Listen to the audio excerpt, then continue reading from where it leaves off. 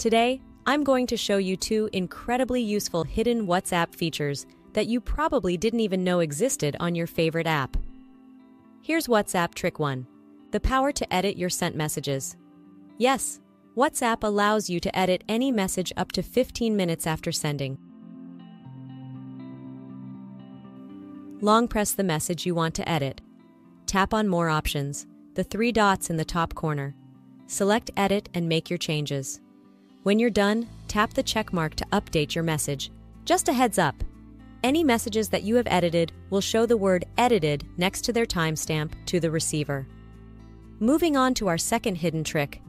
Did you know that you can preview your voice messages before sending them? You can record a voice message, listen to it, and if you're not satisfied, delete it and re-record a new one. Let's look at how to do this. Swipe up on the microphone icon to turn it into record mode and start speaking. Once you finish, pause or stop recording by pressing the pause icon.